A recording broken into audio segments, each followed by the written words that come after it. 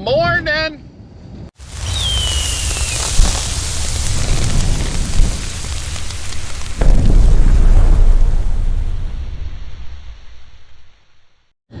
It's a little froggy out this morning.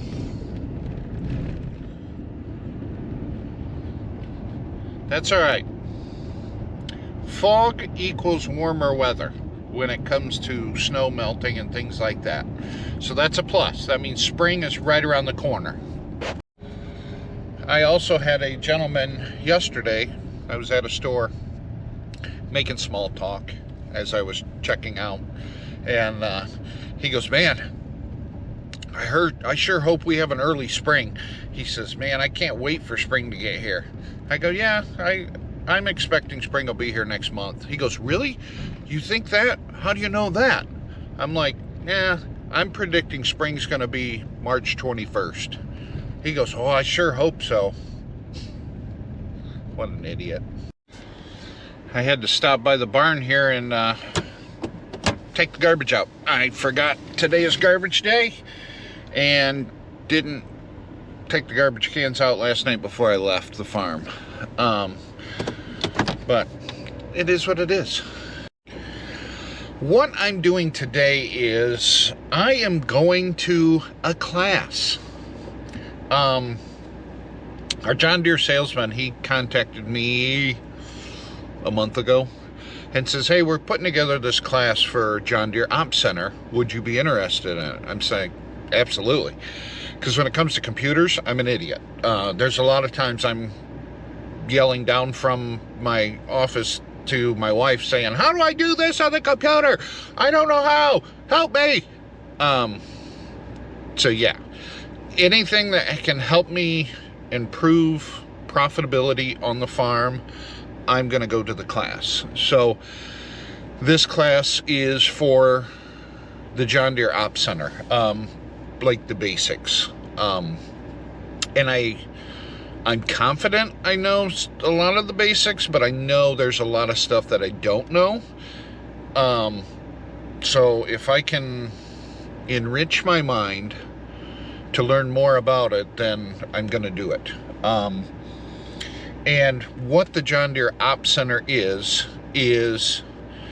it is a program that John Deere came out with that you put on your computer, and then you can link your tractors and combines and sprayers and everything to this Ops Center to write prescriptions for each individual section of fields as you're planting or harvesting or spraying or fertilizing or anything like that.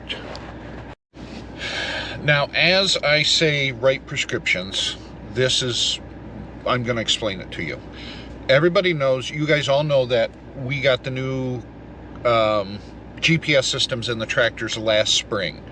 Okay, that GPS systems involves modems and things like that. So as I was planting a field last spring, it was recording all the data. It was recording wind speed, humidity, air temperature, ground temperature. It was recording absolutely everything. My rate of fertilizer I was putting on, it was recording the population of seed I was planting, how many seeds per acre I was planting across the entire field. So if I pull up the map of that field of my planting, it tells me exact populations throughout the entire field, not just sections, entire field. Now I can take that data, put it in the sprayer, spray my fields, figure out what weeds we have. Again, the sprayer records wind speed, temperatures, all the weather, how fast I was traveling, how much rate I was putting on, what I was putting on as we were spraying the fields for weeds. Okay, fast forward to harvest. So I take the same GPS monitor that I planted with, I put that in the combine. As I'm harvesting, it's reading my yields, it's reading my ground speed, temperature, wind, everything. It's monitoring everything. So then after harvest, all that data gets sent up into the air through the modem to my computer at home or my phone or whatever computer is linked to the R account. I can then pull up the field. Let's say I did this little field over here. I can pull this field up and record my yields for during harvest. Let's say I got 30 bushel an acre over in this corner, 40 bushel over there, 2 bushel an acre over here, 100 bushels over there. I can then take that data and then decide what that field needs, whether it needs more fertilizer, less fertilizer, more spray, less spray. If I want to up my seed population in that area for the this planting season, or back my seed population off to maximize our profits. And that's what this whole John Deere Op Center is about. And it really is a good program for us, but there's also a lot better programs out there that cost way more money that I don't feel is beneficial for our size of a farm. This is very high-tech and advanced for a farm of our size. So now I am leaving to go to this John Deere Op Center work center class to kind of go through the basics of the Op Center and see if there's something I'm missing that I could utilize, or if I'm doing things wrong or doing things right. I mean, that's what this is all about, and I'm very confident I'm going to learn something. I'm hoping I'm going to learn a lot, but we'll see. It's about an hour and 10-minute drive from the farm, so I'm going to be making my way up there and go to the class, and I'll check in with you guys and let you know what's going on. Okay, I am done with my class, workshop, whatever you want to call it. It was very informative. There was some new features that came out this year on the Op Center that I learned about, that I could probably utilize. I am going to have to go home and get on the computer and kind of fiddle-fart around with it and play with it. But it was a very informative workshop, and I'm glad I went. I did find another tool, basically. It's a mobile app that I can put on my phone, and I put in the serial numbers of our tractors and combines and things like that, and then that way if something breaks on the combine or the tractors or whatever, because you know that never happens, but in case something does break, I can take that, I can get on that app, go to that specific tractor, and because it's serial number locked in there, the VIN number's locked into there, then it'll only pull me up parts for that tractor, not that series of tractor, that specific tractor or combine or planter or whatever. For that specific machine, it'll pull up the parts that are on that machine, and I can order them right from that app to have them delivered to my local John Deere dealer, and I can pick them up there. And that's actually a free tool, so that's very, very helpful. And also in that app, I can look up the service manuals and all that stuff for that particular machinery, and actually I can put it in there of service intervals, so it'll send a reminder to my phone that, you know, the 8430 needs an oil change in like 10 hours, or you know, something along that lines. It's actually kind of neat. I'm kind of excited about that aspect of the new app that I just discovered. I'm sure it's been around for a while. I just learned about it. The technology advancements in tractors just over the last decade have just been leaps and bounds, you know, in comparison to, I think, a lot of things. And everything that they're doing is all about maximizing your profits. I'm very impressed with the technology that has come out. It's come a long way. A lot of the new technology we just can't afford at this time. But over time, as that new technology now becomes older, it becomes more affordable for a farm of our size. So realistically, the new technology that's out now, we probably won't get on our farm for another 10 to 20 years because it's not feasible for our operation at this time. If we were to grow to 5,000 acres, then yes, I could justify spending the amount of money they want for the technology right now. But where we're at, our size, it's really not feasible right now for us. But I'm still very impressed with the technology, and it's just mind-boggling what you can do with a farm tractor nowadays. You know what I mean? At any rate, I am on my way back to the farm now.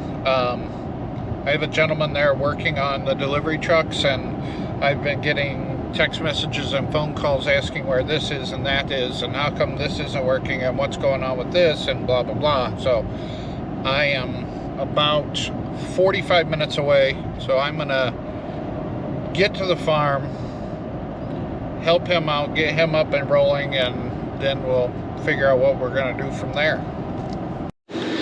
Morning! I have to admit, I did an epic failure.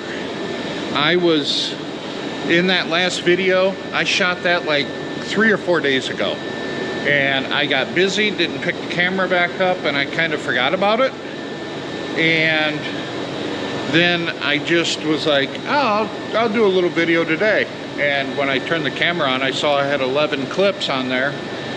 So I started going through it and remembered, oh yeah, I started a video and didn't finish it. So that's what happens when you get busy, I guess. But I do want to show you this. Look, I have an empty shop, like empty. It's kind of dusty in here because I'm sweeping the floor right now, because I figure I'd take this opportunity, clean the floor good. But the shop's empty. I expect it to be filled back up here in a couple hours, because we can't leave the shop empty, because that's just unheard of. I do have a gentleman coming here in a couple hours, and he is going to do some measuring and give me a price, because we want to see that concrete apron. We want to extend that apron out to probably the passenger side of this second truck down to here. That way we have a cement pad to power wash on. Power washing on that gravel, which turns to mud, which is nasty, kind of gets to be a pain in the butt in the spring and in the fall, sometimes in the summer. But he's going to give us a price on that, and I'm also going to have him look at something else. Because some of the bigger trucks that come in here, the back bumper is at the door and they're pushing on this curtain, we need a larger shop. And what we're going to do is have him extend the concrete right here out one more set of trusses here. So where these lights are is where this curtain is going to get pushed back to, and the concrete added. We don't necessarily need a concrete floor in cold storage. Dirt floor is fine. But when it comes to working on the delivery trucks and doing that kind of thing, you don't want to be laying in dirt, changing oil and stuff like that. So we want to basically make the shop about 8 feet bigger, 8 feet longer. So that means I would have to insulate this part of the roof and plywood it like I did the shop, and same thing with that section of the wall right here. I would have to insulate that section of the wall and this section of the wall as well, and take this curtain down, move it over one truss, and that would give us enough room for the bigger trucks, because the bigger trucks come to about right about here. Like, that curtain gets pushed in this far. So if we make one more truss, that would give us like 4 feet to walk around the truck. 2 feet in the front, 2 feet in the back. It's one of those things. We're just outgrowing the shop. And honestly, we're outgrowing this building as well. There have been talks about putting up like a hoop barn or maybe another building, but it takes money. It takes a lot of money to do that kind of stuff. So I think we're gonna work with what we have right now and figure it out from there. At any rate, I'm gonna set you guys down, finish cleaning this floor, and wait for the next. I need to put some tools away, as you can see, and then wait for the next truck to show up, I guess. All right, the gentleman just left here with that took the measurements of the concrete that we're going to pour, or want to get poured. And that's what I told him. I'm like, give me 2 different prices. One, you guys doing all the work, pouring the concrete, and I just drive over it. And 2, give me a price of me doing the excavation and site work. You guys just pour the concrete. So we'll see. If it works out in my favor and it's not that expensive, I'm going to have them do the site work as well. The biggest issue we got to work out is when are they going to do it? Because here in about 2 to 3 weeks, I'm going to be running in and out of that door and opening this wall to get farm equipment out so I can start doing oil changes and things like that. Planting season, I'm going to be in and out of here like crazy. And then there's going to be a little break. And then we got sprayer season, which I'm going to be coming in and out to fill the sprayer for however long. And then there's going to be another little break, and then I'm going to have to start bringing the harvest equipment out and getting it ready for harvest. So it's going to be touch and go when we can be able to do this particular project, because they're going to be pouring concrete at this door, which this is the main door coming in and out of the barn, and they're going to be pouring a pad the whole width of the barn so we can push this wall back. So like this pad and that pad, I'd be driving over frequently. And yes, the shop is still empty. It's been 2 hours. Whew. Temperature's dropping like a rock. All right, we did have a truck roll through here. Just a quick oil change and it was done. But I decided to bring the loader in so it's not sitting out all weekend long when we're supposed to be getting, they said snow accumulation. What that means, I have no clue. Could be less than an inch, could be just a dusting. For all I know, we could be getting 3 inches. But at any rate, I brought the tractor in so it's not sitting out all weekend. I did manage to straighten up the shop so it's not as messy.